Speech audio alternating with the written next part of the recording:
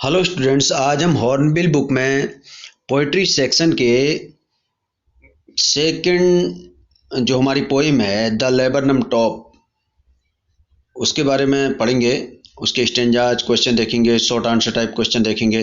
Chapter का नाम है द लेबरनम टॉप और इसके जो पोइट हैं वो हैं टेट हॉक्स। तो आइए देखते हैं, इसके पहले स्टेंजा देखते हैं।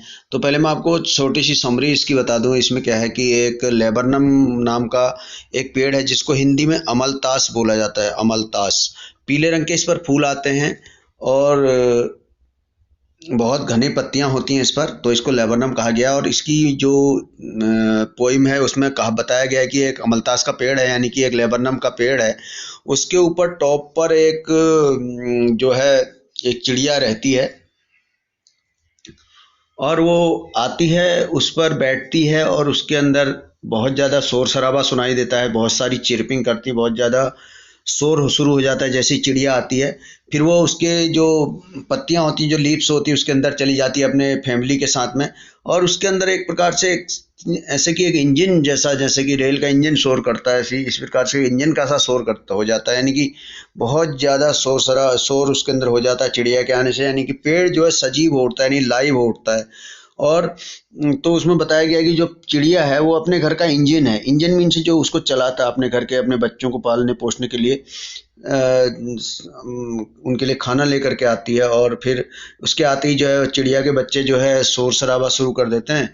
तो इसी प्रकार से अपने घर को चलाने वाला एक इंजन है। और इसी प्रकार थोड़ी देर बाद वो अपने घर को छोड़कर फिर वहाँ से लेबरनम टॉप से उड़ जाता है, फिर अपने भोजन की खोज में। तो उस समय फिर एकदम वो लेबरनम टॉप जो है साइलेंट हो जाता है। तो इस प्रकार जो है पहली अवस्था एक बताई गई कि पहले जब चिड़िया वहाँ पर नहीं आई होती है लेबरनम के पेड़ पर, तब भी शांत रहता है, तब भी वहाँ पे साइलेंस रहता है और लास्ट में फिर से साइलेंस है। क्वेश्चन है कि फर्स्ट और लास्ट स्टेंजा में क्या एक समानता है, तो यही है कि पहले भी वो साइलेंट रहता है और लास्ट में भी साइलेंट रहता है। तो इस अभी आप समझ जाएंगे। देखिए देखिए क्वेश्चन क्या है, read the extract given below and answer the question that follow.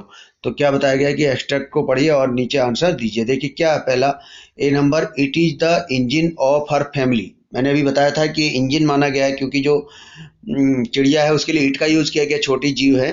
तो it is the engine of her family, हर अपने उसकी फैमिली का, यानी जो चिड़िया है छोटी, ये अपने घर की फैमिली का क्या है, इंजन है, यानी अपने फैमिली के इंजन है। इंजन क्या करता है, पूरी ट्रेन को चलाता है, इसी प्रकार से अपने घर को चलाती है। She stocks it full then floods out to a branch end. तो क्या करती है, वहां पर आती है और then floods out to a branch end, और तब ब्रांच के एक अंतिम छोर की तरफ को चली जाती है, जो पेड़ की शाखा की। शोविंग हर बैरेड फेस आइडेंटिटी मास्क, और अपना पहचान का चेहरा दिखाती है। ठीक है, अब देखिए question, why has the word engine been used to describe her family. यानी यहाँ पर कह रहा है कि why has the word engine, जो इंजन शब्द कहा गया चिड़िया के लिए, वो उसकी फैमिली को दर्शाने के लिए चिड़िया को इंजन के रूप में क्यों दर्शाया गया। तो आंसर देखेंगे। देखिए the word engine has been used to describe her family, जो वर्ड इंजन है उसकी फैमिली को दर्शाने के लिए किया गया है। Because the engine starts the machine, क्योंकि इंजन क्या कर देता है, मशीन को स्टार्ट कर देता है। मशीन स्टार्ट किससे होती है, इंजन से। तो ऐसे ही जैसे चिड़िया आती है वहाँ पर, तो मशीन की तरह वहाँ पे शोर शराबा शुरू हो जाता है उस लेबरनम के पेड़ पर, लेबरनम ट्री पर। तो इसलिए, और क्योंकि जो अपने बच्चों को खिलाने के लिए दाना वगैरह लाए रहती है, जो भी लाती है, तो बच्चे उसको देखते ही शोर शराबा शुरू कर देते हैं।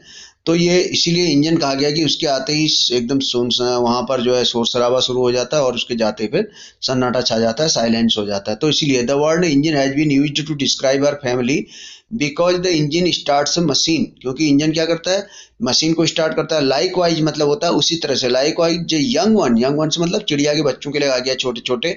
ऑफ द गोल्ड फिंच, उस पर देखिए जो चिड़िया रहती है उसका नाम है गोल्ड फिंच। ठीक है, gold Finch. Feels the tree with chirping, इसी प्रकार से गोल्ड फिंच भी क्या होती है, उसको चिरपिंग से भर देती है। चिरपिंग चिड़िया के चहचहाने की आवाज को चिरपिंग कहते हैं। तो गोल्ड फिंच भी अपने, जब गोल्ड फिंच आती है तो बच्चे चिरपिंग करते हैं। तो इसी प्रकार से उसके आते ही जो है इंजन, वहां से एक मशीन का जैसा शोर शराबा शुरू हो जाता है, इसलिए उसको इंजन कहा गया है, क्योंकि उसके आने से ही शोर स्टार्ट होता है।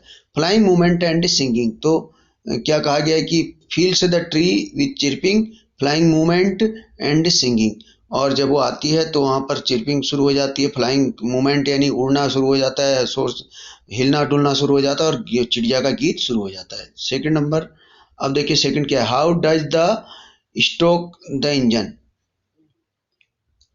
इंजन का स्ट्रोक कैसा, देखिए सी फीड्स हर यंग वंस, वो अपने यंग वन मतलब अपने बच्चों को फीड करती, खाना देती, as a worker stokes the engine with fuel, कैसे देखिए जैसे एक वर्कर इंजन में जो इंजन में Stokes the engine with fuel, जैसे कि अपने इंजन में कोयला झोंकता है जैसे एक वर्कर, उसी प्रकार से वो अपने परिवार के लिए खाना लाती है। पहले से क्या होता था, जो कोल वाली ट्रेनें होती थी, भाप का इंजन जो होता था, उसमें जो वर्कर्स होते थे वो लगे रहते थे, वो कोयला डालते रहते थे, इससे स्टीम बनती थी और रेलगाड़ी चलती थी, इसलिए ऐसा कहा, स्टोक मीन्स कोयला जहाँ झोंकना होता है। आगे देखिए अगला क्वेश्चन है, एक्सप्लेन द एक्सप्रेशंस, इस इन एक्सप्रेशन मतलब इन भावों को एक्सप्लेन करिए। भाव क्या है, देखिए इन्वर्टेड कॉमा में कहा गया हर बैरेट फेस आइडेंटिटी मास्क, उसका बैरेट फेस आइडेंटिटी मार्क, तो इसका क्या अर्थ है, देखिए ये ऐसे आपको लिखने में, देखिए इन्वर्टेड कॉमा में हर बैरेट फेस आइडेंटिटी मास्क का मतलब है, देखिए the goldfinch is partly visible, partly visible मतलब कम दिखाई दे रही है, ठीक है। बैरेट फेस मतलब जो बैरेड हो गया यानी कि अंदर छुप गया, जब वो पेड़ के अंदर चली जाती है तो इसलिए लिखा गया, देखिए उसका फेस कम दिखाई देता है, तो goldfinch is partially visible, अब वो कम दिखाई दे रही है। द ब्रांचेज है and leaves of the trees serve as a mask, तो और जो ट्री की ब्रांच हैं, जो उसकी जो लीव्स हैं, वो कैसे उसके सेवा कर रही हैं, उसको मास्क की तरह यानी उसको बंद कर दे रही हैं। अब इसमें बी नंबर का स्टेंजा देखिए, then with eerie delicate white whistle chirping whispering, she launches away towards the infinite as a laburnum subsides to empty। तो क्या होता है कि then with airy delicate with chirping whispering, अब देखिए चिरपिंग करते हुए, whispering करते हुए, बोलते हुए, वो आगे क्या लिखा है, द सी लॉन्च्ड अवे, वो लॉन्चेज अवे, वह चली जाती है कहाँ, टुवर्ड्स मतलब की तरफ को, द इन्फिनिट मतलब अनंत आकाश की तरफ को चली जाती है, फिर चिड़िया फिर से वो आकाश में उड़ जाती है।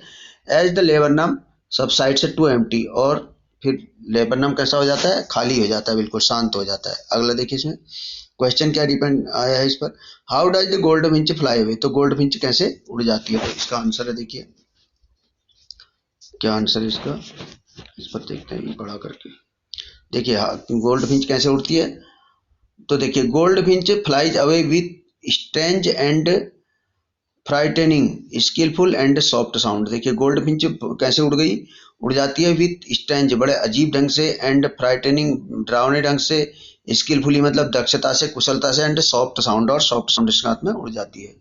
अब अगला क्वेश्चन इसमें है आपका, explain and the laburnum subsides to empty, इस शब्द का, तो लेबरनम सबसाइड टू एम्प्टी का मतलब एक्सप्लेन करना है इसको, तो क्या मतलब है, देखिए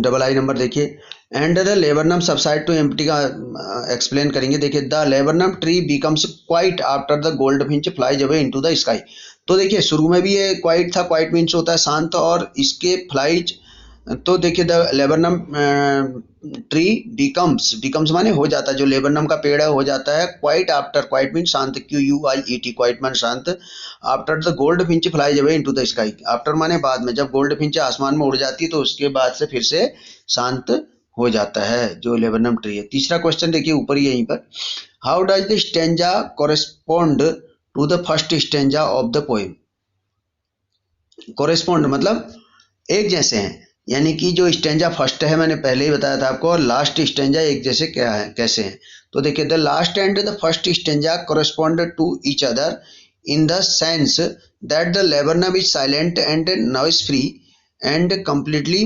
मोशनलेस, तो देखिए पहला और लास्ट स्टेंजा में एक सी बात कही गई है, क्या, देखिए the last and the first stanza correspond to each other, एक दूसरे को यानी कि एक दूसरे से सहमत है, यानी एक दूसरे की तरह ही हैं, दोनों ही एक ही जैसा रिस्पॉन्स दे रहे हैं, कैसे, in the scene, first scene में क्या है, that the laburnum is silent, पहले सीन में लेबरनम का पेड़ कैसा साइलेंट है, शांति है वहां पर, एंड नॉइस फ्री और नॉइस से मुक्त है, एंड द कंप्लीट मोशनलेस और बिल्कुल ही मोशनलेस यानी इसमें कोई गति नहीं है। ऐसा ही थर्ड स्टेंजा में भी है, दोनों स्टेंजा एक जैसे हैं। अब शॉर्ट आंसर क्वेश्चन देख लेते हैं एक बार इसके, देखिए थोड़े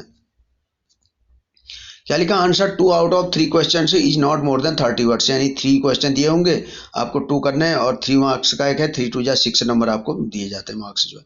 पहला क्वेश्चन देखिए क्या है, how does the laburnum top appear in September. सितंबर के महीने में जो लेबरनम टॉप है वो कैसा अपीयर होता है, अपीयर मतलब दिखाई देता है। तो देखिए in September the laburnum top appears silent, सितंबर में कैसा होता है, लेबरनम टॉप साइलेंट होता है, शांत दिखता है, क्वाइट एंड मोशनलेस, एकदम शांत है, उसमें कोई आवाज नहीं है, और मोशनलेस है, उसमें गति नहीं है। A few leaves of the tree are turning yellow, और उसकी जो कुछ लीव्स हैं, जो कुछ पत्तियां वो चेंज हो गई हैं येलो कलर में। All the seeds of the tree have fallen, और जितने भी पेड़ के जो बीज थे, सीड्स मीन्स बीज थे, वो गिर चुके हैं, ऐसा वो सितंबर में दिखाई देता है। अगला क्वेश्चन है what is the effect of goldfinch entry into the thickness of the tree. Thickness of the tree क्या कहा है, जो घना पेड़ है, पेड़ की सघनता को कहा गया, नहीं पेड़ के घनेपन को। तो देखिए what is the effect of goldfinch entry into the thickness of the tree, यानी कि गोल्डफिंच की एंट्री करने पर पेड़ की गहनता में या पेड़ की सघनता में, पेड़ के घनेपन में क्या प्रभाव पड़ता है। इफेक्ट माने प्रभाव। देखिए answer, when the goldfinch enters the thickness of the tree the whole tree rambles and thrills। ramble, देखिए ramble means कांपने लगता है, उसमें हलचल हो जाती है, thrills मतलब उसमें हलचल हो जाती है, और ट्रेम्बल मीन्स कांपने लगता है। जैसे गोल्ड फिंच आती है तो पूरा पेड़ कांपने लगता है, उस पर हलचल हो जाती है। थर्ड नंबर देखिए, what does the month of September signify in the first stanza of the poem the laburnum top. तो देखिए जो मंथ है सितंबर का, ये क्या सिग्निफाई मतलब क्या दर्शाता है फर्स्ट स्टेंजा में इस पोएम के, इस लेबरनम टॉप नाम की पोएम में। तो देखिए the month of the September signifies the beginning of autumn season.